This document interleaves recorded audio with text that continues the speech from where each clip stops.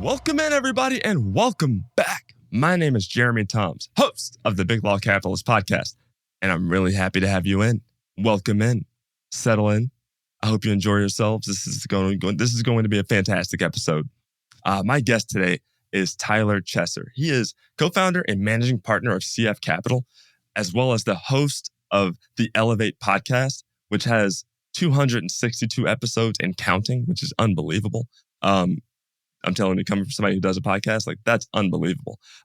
He is doing tremendous things outside of the fact that he has 1,000 units and counting in his rental portfolio. Outside of that, his mindset, his level of motivation, his discipline, you gotta hear it. You gotta hear all that he has to offer when it comes to a high performance mindset.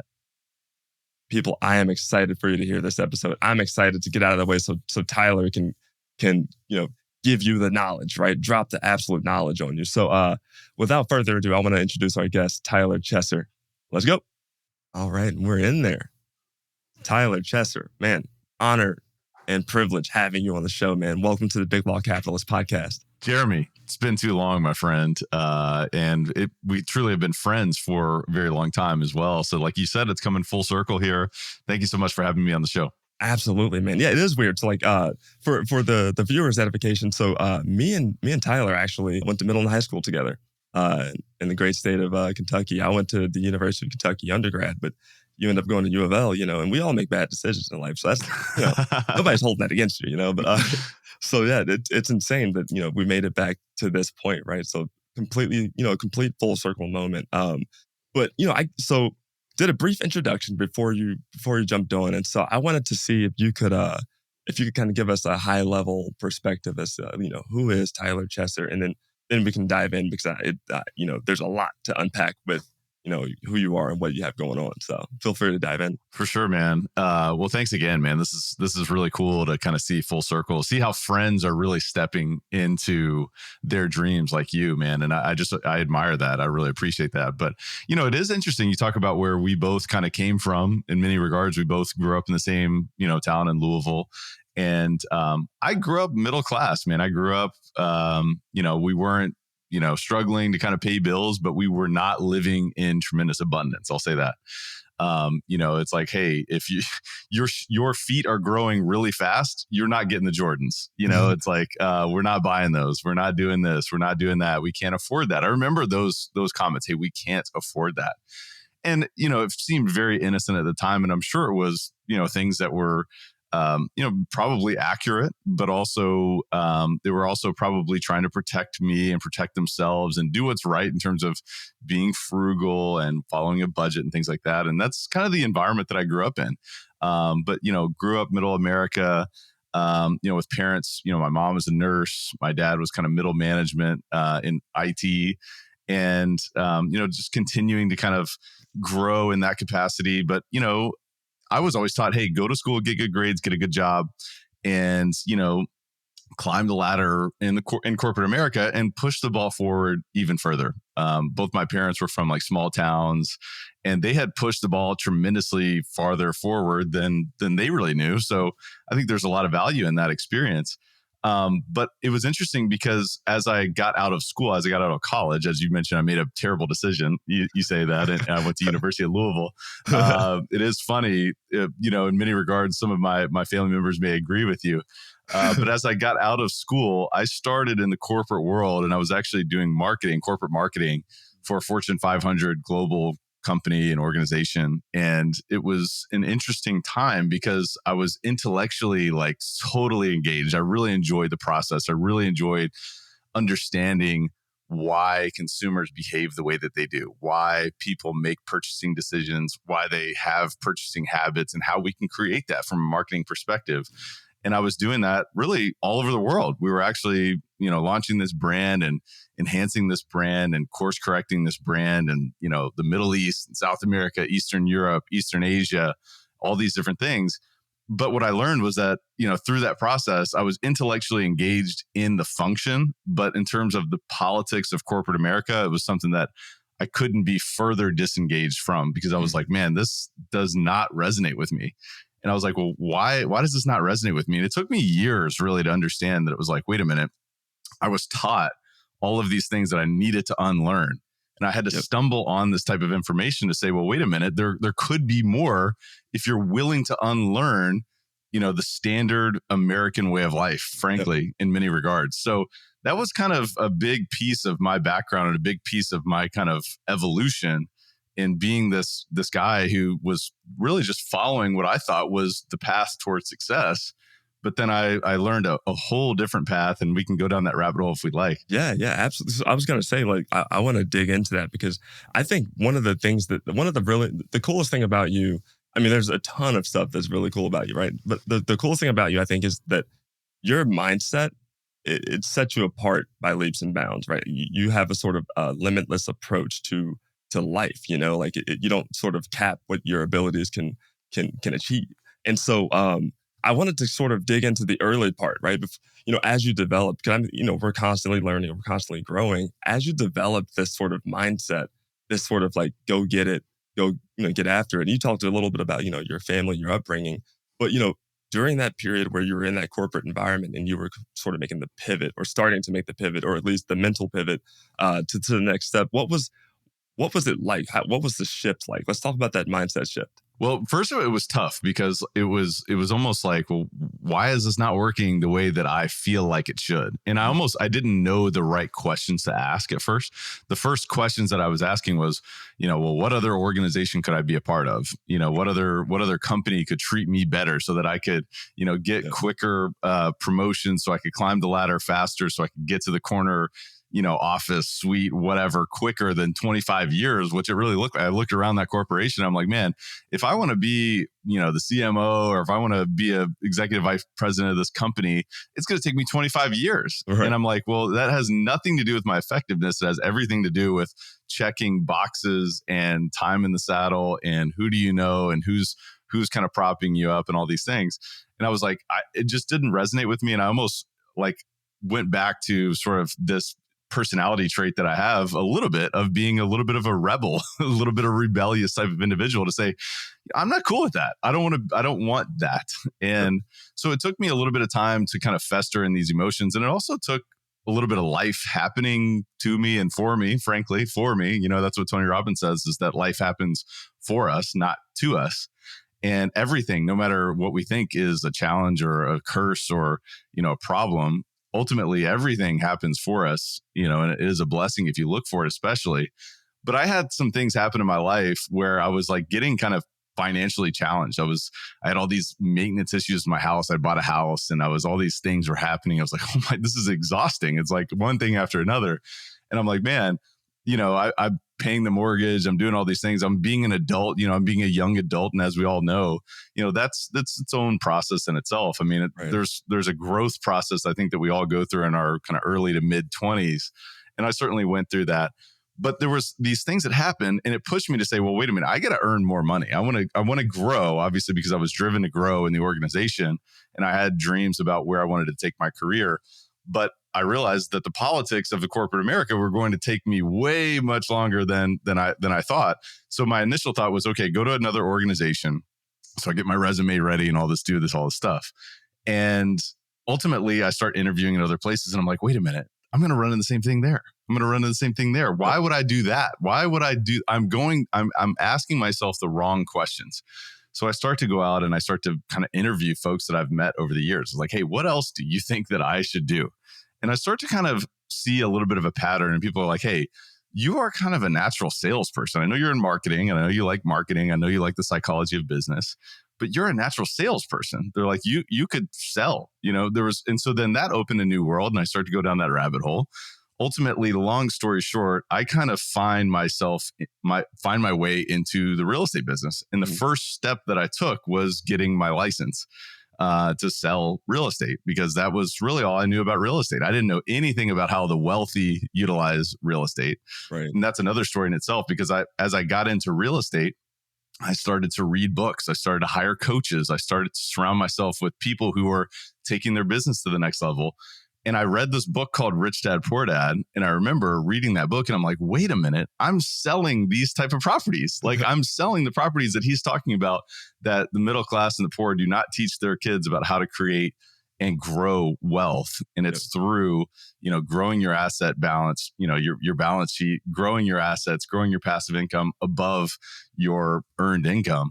And that really blew my mind. And I just continued to stack on that type of experience. But in terms of the mindset, I mean, it was almost like I had to see everything differently. I had to unlearn all of this standard operating procedures that were installed within my own mindset growing up that was like, hey, if you want to go make more money, you have to go earn it. Like you have to go get it. And I do agree with that. But in many regards, it's like, well, wait a minute. There's something else. There's a different way. There's a smarter way. Yep. So man, it's crazy.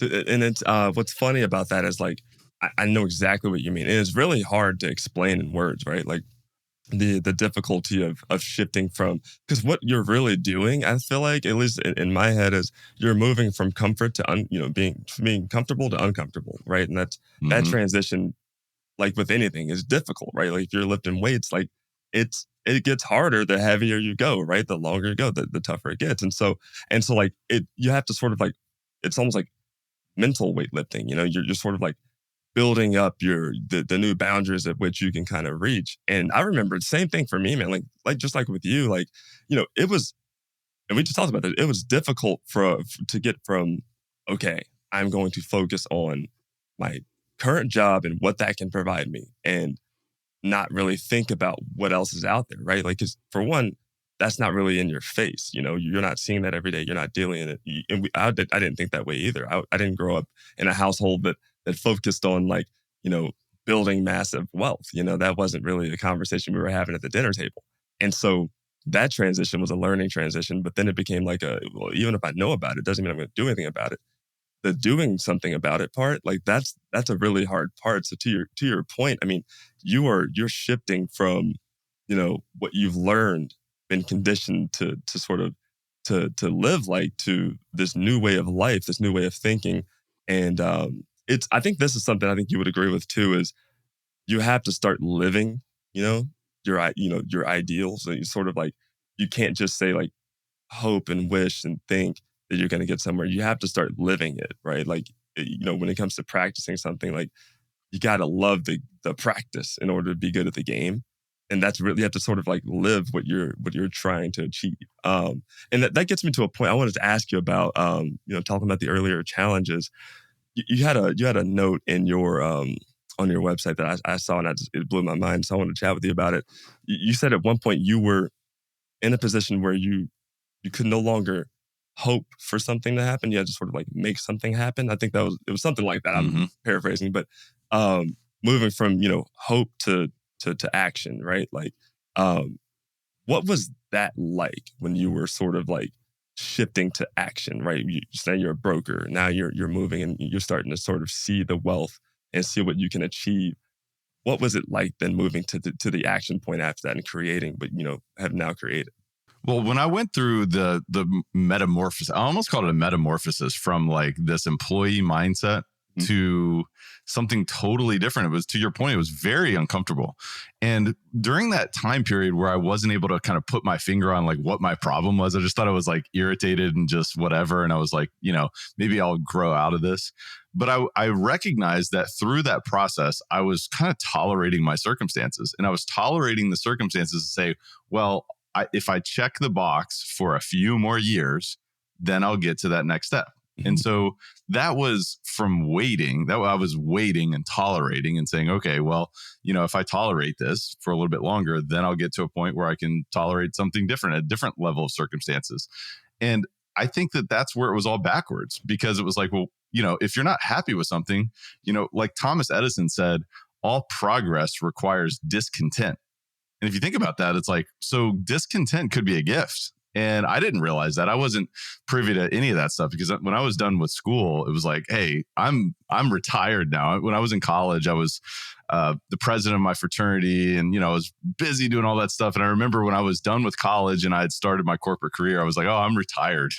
I'm just like, all I am is a corporate employee. So I was tolerating, and I was checking the box to say, hey, another day, another month, another quarter, another year. because then that's, the steps to get to where I wanted to go. But then when I made the shift into being an entrepreneur, starting as a broker, selling commercial real estate properties, it was a big uphill climb because I didn't have any family in the business. I didn't know anybody in the business. It was like, man, to get a deal, to build these relationships, these long-term relationships that were required to be able to, create income was a tremendous uphill battle. But what was required from me, especially in the early days, was just pure effort, pure like grit, resiliency, getting after it, making more calls, learning more, growing more, surrounding myself with the appropriate type of individuals, the movers and shakers in the business. And that was all pure action. It was just all about pure action. It was purely driven by my fear of failure. I mean, frankly, in the very beginning, it was like, man, I'm worried that I'm not going to be able to make it. And I don't want to have to, go back to my old job with my tail between the legs, because there were people who said, you'll be back. You'll be back. Whenever it doesn't work out for you, we'll see you back. We'll take you back. And that thought in my mind was like, unacceptable. Yeah. Absolutely not. There's no way. Number one, from like the ego perspective, I am not going back. So I was just pushed into action from all these things. So I almost look at all of that as a gift, the discontent and the discomfort of, wait a minute, what if I fail? And I just looked at that and said, look, failure is not an option. Yeah. I will not fail, and I'll do whatever it takes. That's fantastic, man. That's honestly, and again, you've been a big inspiration for me, because like your mindset, your approach to things, like I can say that I not only do I appreciate them, but it's something I strive for. Like you have that sort of limitless mindset, right? Like, which I think it, resides in everyone to some degree or another, but you got to go looking for it, right? You got to work to get there. Like that is work. And, what you've built up, started there, right? Like, and I think a lot of massive action, good or bad, starts from a place of fear, right? Or at least a place of apprehension.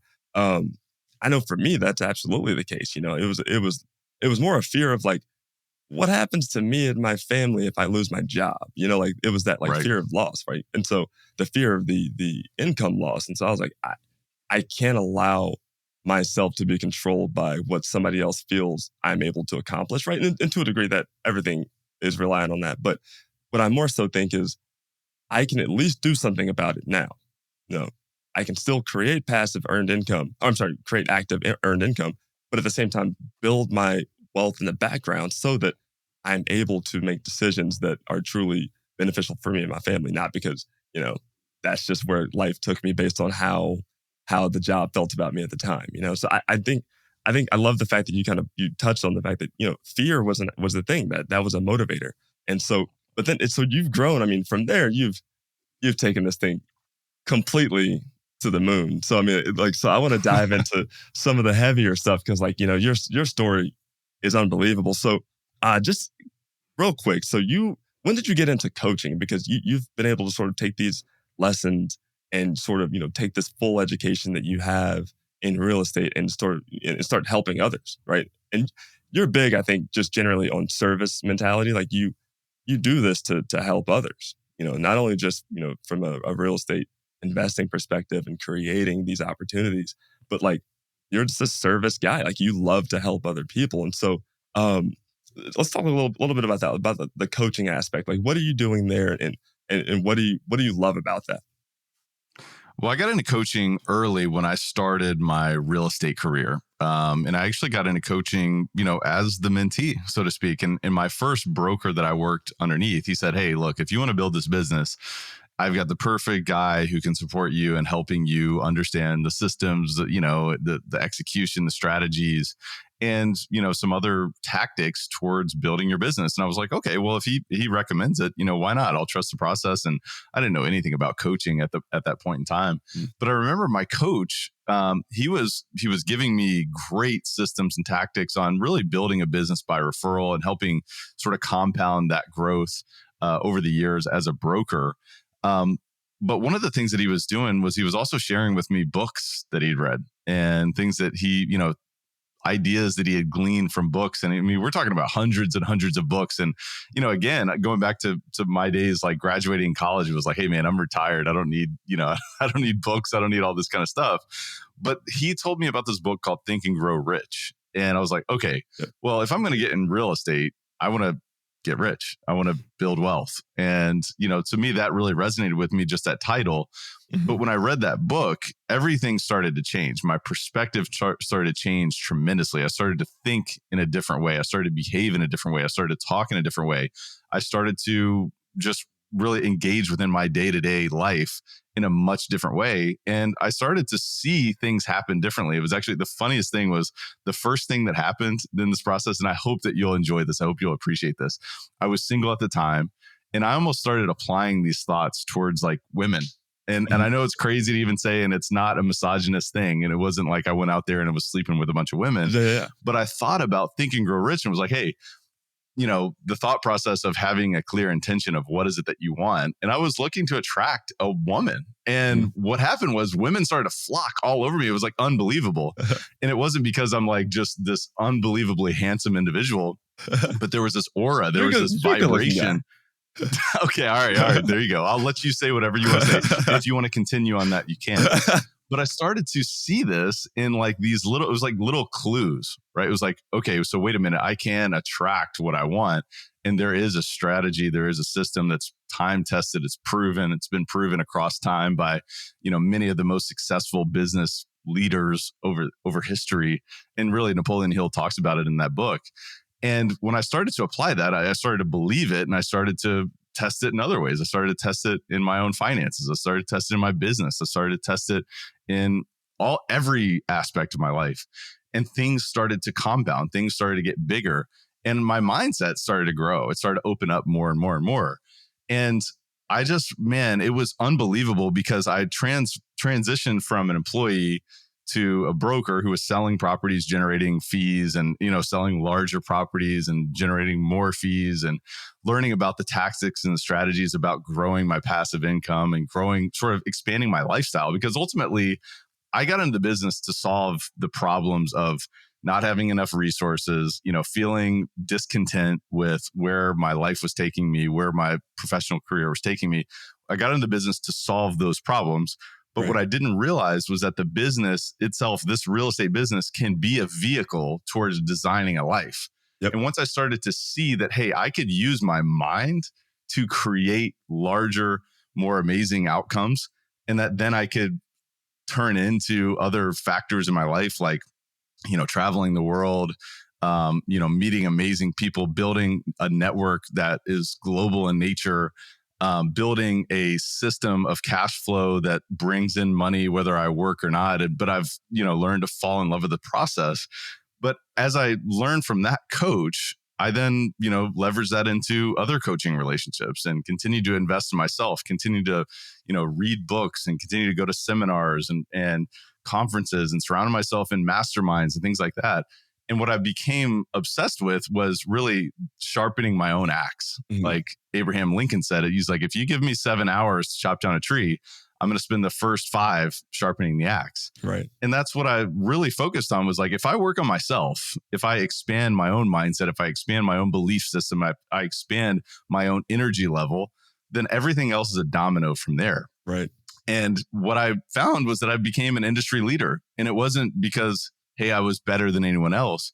It was just that I learned how to do things in a smarter way. And I learned that from people who had been there, who are compressing decades and decades and decades of wisdom and experience into days. And so I was able to invest in those type of things. And I wanted to pay it forward. I learned from a guy named Zig Ziglar that, if you want to create more value for yourself, you've got to add more value to more people. And I got into coaching because I wanted to pay it forward. It was a process that changed my life and continues to change my life.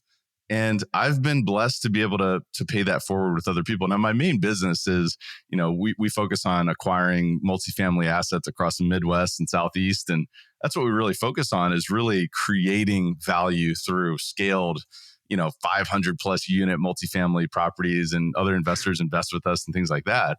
And it's an amazing business called CF Capital, but I still do invest coaching on a one-to-one basis. I was actually going to say, so like, because like, the coaching piece, so your mentality, your approach to it, like that's obviously going to attract, people who are looking to learn from you just because I mean, I can tell you give off just the vibe of like, all right, if I want to level up, this is the guy to talk to, right? That's the Tyler Chesser vibe for sure. But then also not only that, man, like CF Capital. So like, I want to chat about that because I think that's really helpful. Like there's some people listening right now who have no exposure to real estate, who don't have it in their portfolio. They aren't, they might own a home, but that's really all they've done to this point.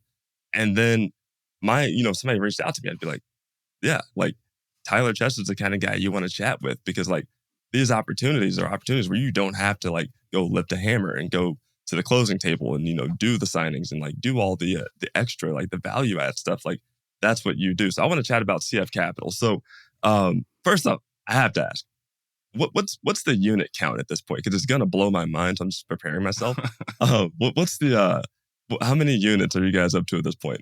So CF Capital was born about 2.5 years ago. So we officially put the company together in January 2020. It had been over a few years of, really actually a couple of years of discussions with my business partner, who was also a former broker as well. And so we used to sell these properties and we were actually kind of competitors. He was really focusing on the institutional side of the business. I was focusing on sort of the middle markets, private investor side. Sure. And so we kind of met each other and flourished as, through a relationship. But, prior to CF Capital, I mean, we both have been involved in thousands of units in terms of investment. And now with CF Capital, over the past 12 months, really, it took us about 18 months before things really started to build traction. But we're over 1,000 units at this point in time. And so we're continuing to grow. I would imagine here, actually, our vivid visions, we put together a document that really outlines where we're going over the next 3 years. And our goal is another 4,000 units on top of that. And that's over the next 3 years. The next 10 years, we're talking about 15,000. And that's not to say, hey, look at us or anything like that. But we feel that the more that we can grow, the more we have an opportunity to make an impact. And of course, we can make an impact with investors who partner with us. To your point, it's like, man, this is a tough business, especially management and the day-to-day operations, strategic decision-making, asset management, you name it, legal, accounting, all this other stuff. Yep. It can be very challenging, but there's obviously rewards on the back end of that. But we create a system to where investors can passively invest with us so they don't have to deal with the tenants, the termites, toilets, all the crazy stuff. And they can receive monthly cash flow. They can receive all the tax benefits, all these crazy things, which we love about real estate. So we can elevate the lives of investors. We can provide access to these opportunities that many people wouldn't have if they didn't have the relationships that we've built over really the last decade plus. The know-how, the team, the expertise, all of these things. So we can elevate the lives of investors. We can do the same with our staff, our residents. We feel like if we do right by our staff, by our residents, then they also reward us. A lot of people in the business prior, I think many years back, or maybe even really not that long ago, most people felt like it was a zero-sum game. I win, you lose, right? There's no in between.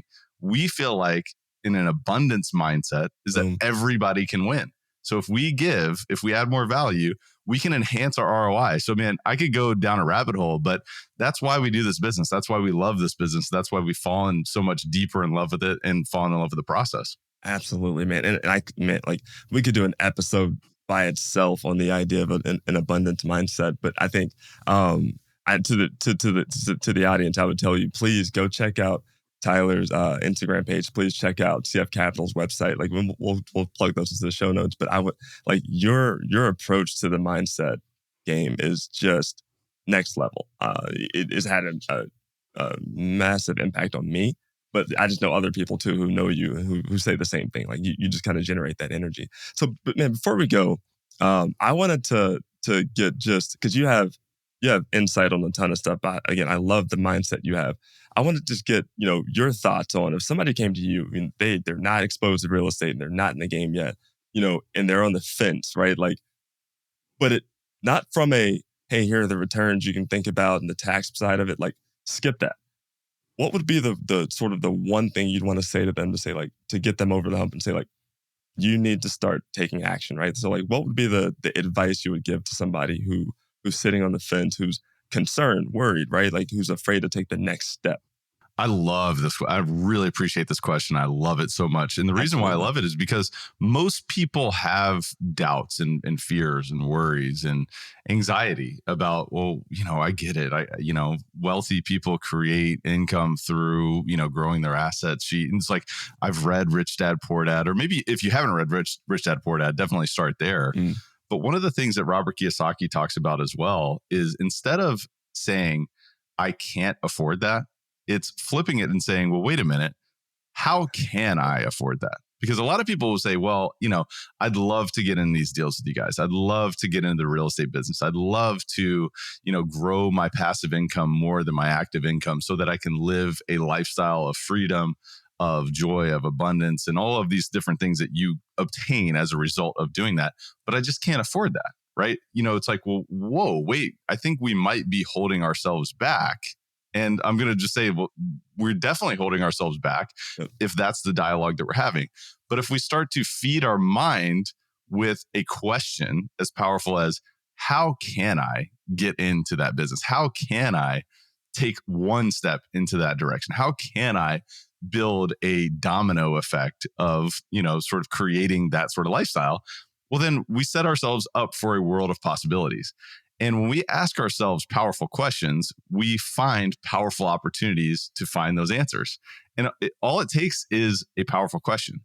And it's not, hey, I don't need you to get the answer today. I don't need you to step and say, well, I asked myself that question and I sat there for 20 minutes and I did not get the answer. So I give up. Good job, Tyler. I thought that might be something that would take me forward. But ask yourself that question on a daily basis. Maybe even write that question down, put it on your wall. How can I, and maybe even just how can I ... And then what are the top 3 or 5 things that you think would be inspiring for your life? Would it be to acquire 1,000 apartment units yourself? How can I acquire 1,000 apartment units? How can I buy my first rental property? Right? How can I? Maybe I don't have $25,000. Maybe I don't have $50,000. Whatever it is that is required to acquire that type of investment, maybe you start to ask yourself, well, how can you get there? What would that look like? Is it increasing your income in other ways? Is it finding a partner? Is it finding a financing partner? Is it finding a bank? Is it building a team? How can I? And once you start to feed yourself that type of question, let your subconscious mind go to work, because Jeremy, we have 60 to 80,000 thoughts a day, right?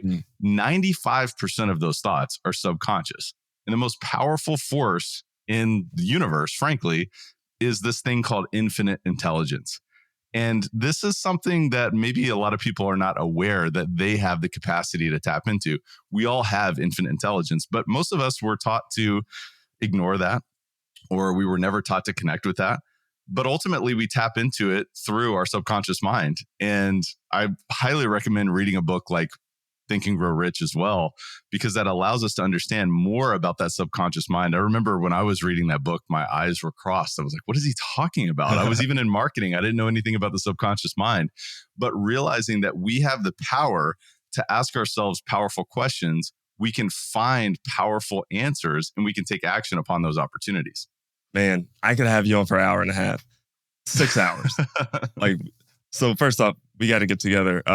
We gotta just have, I need like a dose of that regularly. So, but I agree. For now, man, I gotta say thank you so much, man. I can't even tell you, I'm beyond appreciative for you jumping on. You're a really big deal. Like, you're all over the place. I'm watching you from afar, and it's just it's a joy to watch, man. So thank you so much for jumping on. To the viewers, I just want to say thank you guys for joining us. It's always a pleasure. Can't thank you enough. And I guess I'll catch you guys on the flip side. Jeremy, you're amazing. I got to give you a shout out too. I want to give you a huge shout out because most people would not do what you've done. And that is a clue for everybody listening. What is it that you feel like, you are not ready to take action on, or you shouldn't take action on, or you should follow the herd on? But I just want to give you a big shout out too, because you're inspiring many people as well. So thank you again. Dude, thank you, man. Much appreciated. All right, guys, you be good. Peace. All right. right, we did it. Thank you so much for joining me for this week's episode. I really, really do appreciate it. Do me a big favor. If you want to be a part of the Big Law Capitalist community, to stay up to date with all of our latest episodes, you gotta hit that subscribe button. Super important. But I can't thank you enough for joining me this week. I'll see you next time. Peace.